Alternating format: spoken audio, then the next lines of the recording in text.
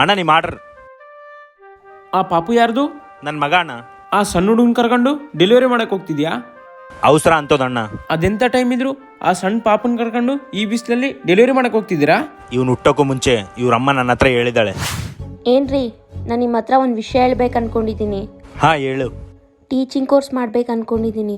ನೀವು ಒಬ್ಬರೇ ದುಡಿತಿದ್ದೀರಾ, ನಿಮ್ಮ ಜೊತೆ ಸೇರಿ ನಾನು ದುಡಿದ್ರೆ ಫ್ಯಾಮಿಲಿ ಪ್ರಾಬ್ಲಮ್ಸ್ ಎಲ್ಲ ಸಾಲ್ವ್ ಆಗುತ್ತೆ ಅಂತ.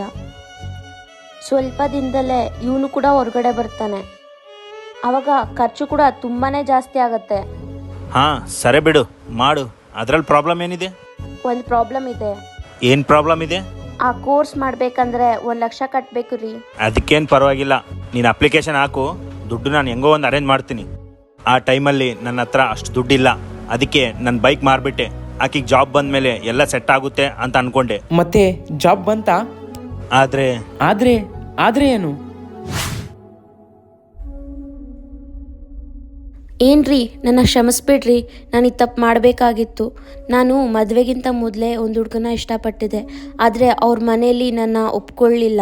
ಯಾಕಂದರೆ ಅವ್ರ ಸೊಸೆ ಗೌರ್ಮೆಂಟ್ ಜಾಬಲ್ಲಿ ಇರಬೇಕಿತ್ತು. ಆದರೆ ಆ ಟೈಮಲ್ಲಿ ನನ್ನ ಹತ್ರ ದುಡ್ಡಿಲ್ಲದೆ ಎಜುಕೇಷನ್ ಕಂಪ್ಲೀಟ್ ಮಾಡೋಕ್ಕಾಗ್ದಲ್ಲೇ ನಾನು ಟೀಚರ್ ಆಗೋಕ್ಕಾಗಲಿಲ್ಲ ರೀ. ಆದರೆ ಈಗ ನಿಮ್ಮಿಂದನೇ ಆ ಜಾಬ್ ನನಗೆ ಸಿಕ್ಕಿದೆ. ನಾನು ಅವ್ರ ಜೊತೆ ಹೋಗ್ತಿದ್ದೀನಿ. ಪಾಪು ಹುಷಾರು ರೀ. Thank you for everything. ನನ್ನ ಮಗನ ನೋಡ್ಕೊಳ್ಳೋಕೆ ನಾನು ಬಿಟ್ಟರೆ ಇನ್ಯಾರೂ ಇಲ್ಲ, ಅದಕ್ಕೆ ಡೆಲಿವರಿ ಕೊಡೋಕೆ ಜೊತೆಗೆ ನನ್ನ ಮಗನ ಎತ್ಕೊಂಡು ಹೋಗ್ತೀನಿ. ಮತ್ತೆ ನಿಮ್ಮ ವೈಫ್ನ ಹುಡುಕಿಲ್ವಾ ನೀವು? ಯಾರ ಜೊತೆ ರೀ ಇಷ್ಟೊತ್ತು ಮಾತಾಡ್ತಿದ್ದೀರಾ?